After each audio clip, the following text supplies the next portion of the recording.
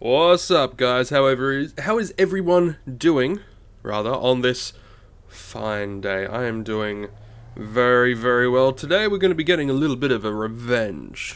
We're going to be taking our revenge. Now, whenever I come down here to hunt darkbers and stuff, at least in the past, I always got stopped and accosted by those damn Argos. So today is going to be a very special video because we're going to go in and we're going to just kill a lot of them. We're going to be doing a 50 PED hunt, and we're using up the last, well, mostly we're going to be using up the rest of this LR25. And with any luck, we will come out on top. Hopefully. That is the hope anyway. And of course we're going to be doing our hunting challenge. Now these guys are going to be these missions are going to be changing soon, I do believe, which is going to render a few things rather moot. Oop. We got some extra stuff that we got to get rid of. I forgot about that. That's right. How much does this come to? This comes to about... yeah, that comes to about 6. Comes to about 6 PED. You know what? I'll just pause and I'll quickly put this into storage, and then we'll be right back here. Alright, we're back in the same spot. We put the stuff away, and now we're gonna just pop some pills. And then... yeah, we'll pop the last skill pill. Why the hell not? And yeah, we're going to kill some Argos. Now, hopefully we get a global. That would be nice. There are a few other people hunting around here, so that might increase our odds of getting some decent loot. That is if they're hunting Argos. But that is not a definite. That is not a foregone conclusion that we're going to be getting extra stuff due to there being extra people around doing extra stuff. But you never know, we might actually get lucky. We might come out of here with a good old-fashioned global. But something tells me that probably won't happen today. I just got this gut feeling that that's probably not going to happen. But my gut feelings, you know, can be wrong, and they have been wrong in the past. Now, I love this ghost armor because they ain't doing shit. Okay, he did critical, but you know, they ain't doing shit.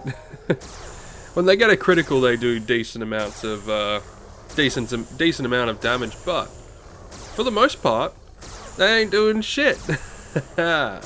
Which is really good. I really enjoy that. Today is set to be a very, very good day. I'm going to be recording some more Prophecy of Pendor, and I'm going to be recording another game later on this afternoon. I'm not sure how well you guys will receive this game, but you know, I do enjoy the game, but it's a game that I haven't played a whole hell of a lot of. So it's going to be a somewhat blind playthrough. I have an understanding of the game itself, but yeah, it's a pretty straightforward sort of thing. Pretty straightforward affair, but it should be quite enjoyable, and it's a little bit more linear than something like Prophecy of Pendor and Entropia, and it's a finite sort of game, so you know, the game itself might not be as long as of a series as the perpetual Entropia universe and the Prophecy of Pendor series, but that's not a bad thing. That's actually a very good thing. Sometimes having a finite playlist is good. Sometimes, you know, having a game that you can play, finish, and then move on to another one, you know, that's good.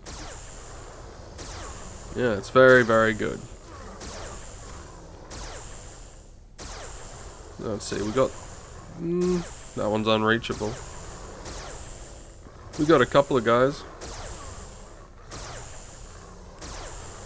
Yeah, we'll take down this Guardian and then that guard. No, we'll take down the Scout first. We'll take down the ones that are, you know, the simplest. And then, hopefully... Bloody hell. Bloody hell. I'm getting messages. Ah! Serial overdrive.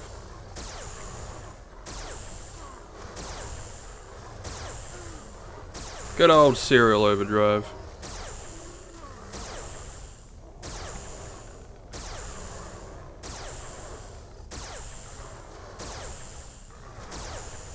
Yeah, he was just, he commented on a video and, asked, you know, said that I hoped that he was doing good and stuff, because, you know, it's good when people are doing well. Yeah, everything's going great on my end now. If you're online now, I'm up for a bit of a hunt. I will take you up on that offer once I have finished recording this. And then, yeah, should be sweet.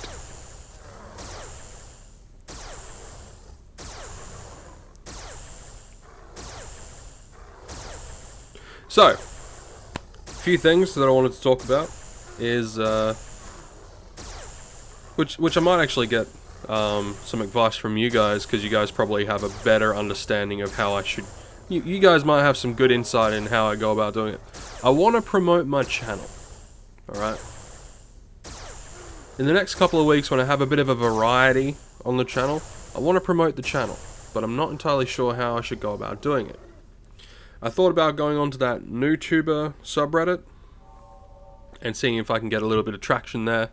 I also thought about maybe reaching out to a couple of YouTubers to see if I could do a collaboration or something. I don't know. I thought about doing a few promotional things as well, but I'm not entirely sure how I would go about doing that. But yeah, I want to promote my channel a little bit more once I've got a little bit more of a variety of content up. And yeah, I'm scratching my noggin to try to figure out a few different things that I might be able to do in order to do that. I could I could just let the channel itself grow, I guess, naturally. But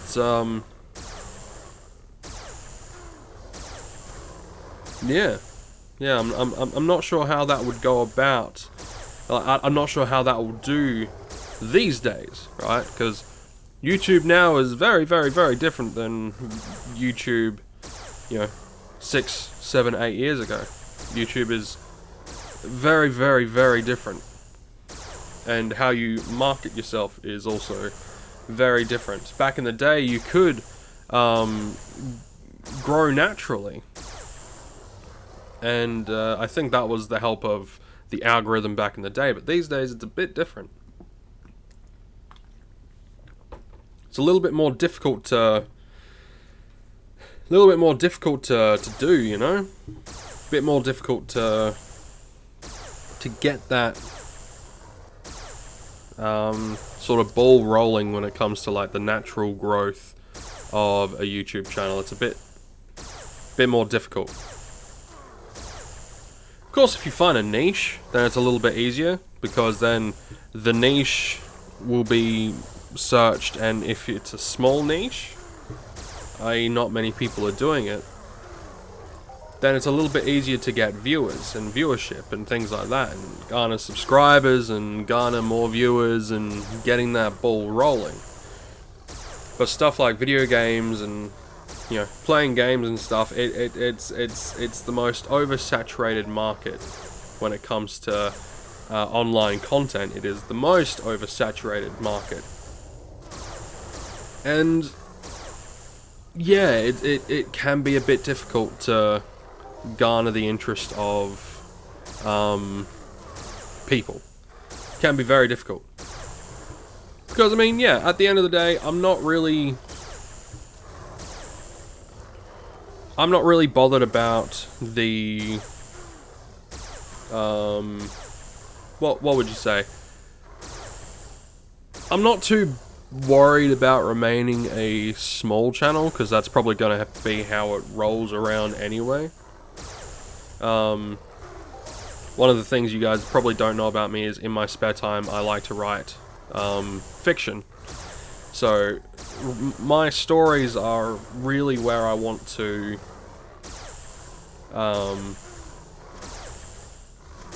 what's the term? Turn into a career? My stories is where I really want to turn, like, where I really want to shine, where in terms of, like, a career path. Because it's just something that I absolutely love to do. In fact, I'm working on a story right now. I'm not sure if it's gonna turn into a, I'm not sure if it's gonna turn into a novel, or if it's gonna be like a novella. I'm not entirely sure what it's going to turn out like. I've written a couple of short stories before in the past, and I've wanted to dive into the more longer narration sort of thing, more longer novellas and novels and things like that. But yeah, I'm not sure. I'm really not sure where this particular story is going to go. In fact, I haven't written much this year at all, just because I've been trying to figure out. I've been in a bit of a mental rut recently. Basically, I've been trying to figure out where I want to, where I want to go with a few things, what I want to do, and whether or not to pursue, what would you call it, more grandiose things, more bigger things. But I'm slowly learning that I'm very content with writing. I'm very content in my writing, and it's something that I can do in my downtime, which makes it even better. It's something that I can do in my downtime to relax and unwind. Like, writing stories helps me relax. Specifically horror. I love horror. Writing horror is, I wouldn't say my specialty, but it is definitely something that I love. Are we going to be able to finish this guy off with the shots that we have? No, we're going to have to split it into 3. Oh. And come on, convert.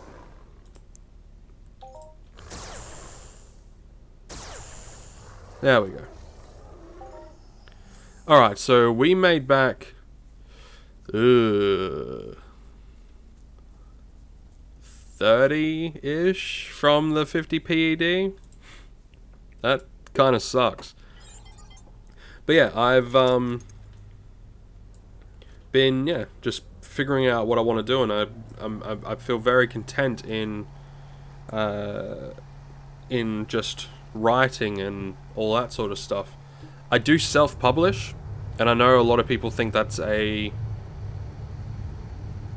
what's the term? That's a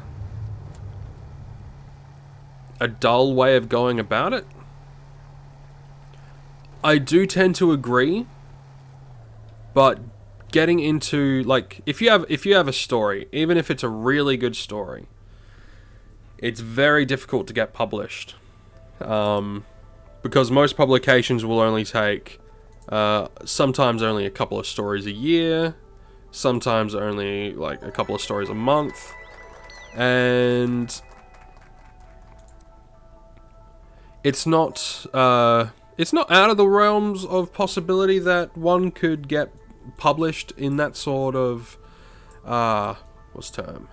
fashion. It's not okay.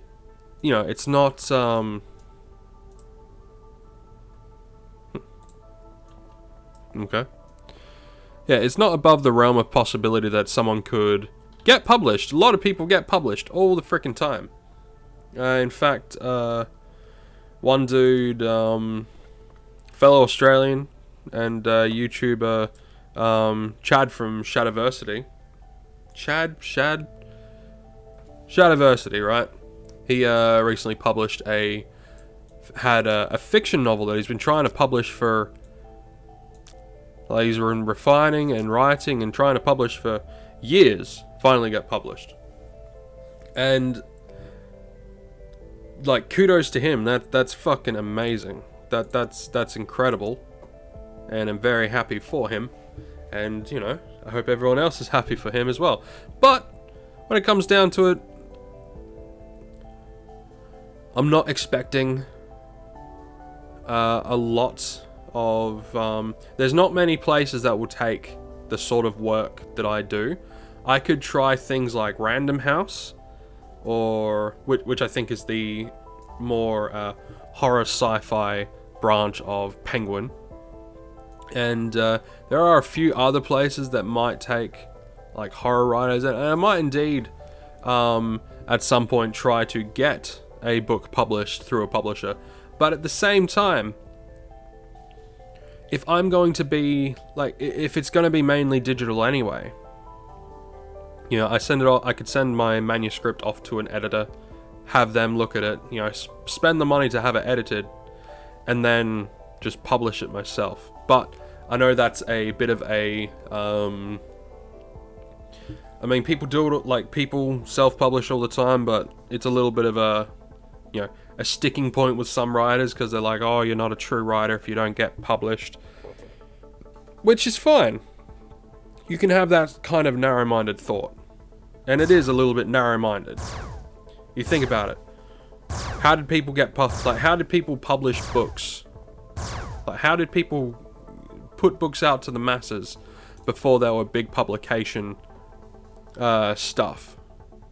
You know, generally they would get published in a newspaper, and a lot of the time those newspapers will take almost anything,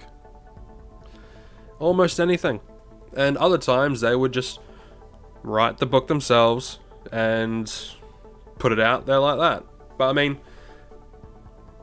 old school publication stuff is not really my forte, so there were probably lots and lots of people publishing through other people. But that's the other thing.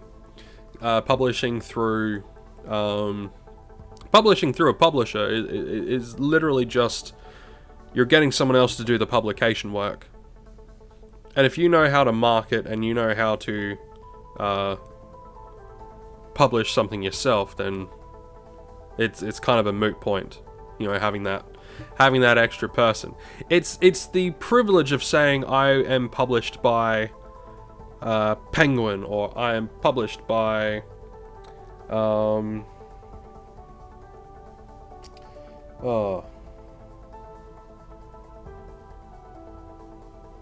See? I don't even know the publishers. I know quite a few authors. I don't know the publishers. I don't get it. I don't read for a publisher. I read for the author. I read for the story, not the publisher. I know Penguin and Random House. Those are my, you know, apart from some manga stuff and comic book publishers, you know, but that's different. Anyway, I'm going to end it there. I'm going to stop rambling about publishing stuff and about books and shit. And I will talk to you guys in the next one. If you enjoyed the video, leave a like. If you guys also write, let me know down below. And if you got a story that, you know, I'll read it. Anyway, you guys take care of yourselves, and I'll see you guys in the next one.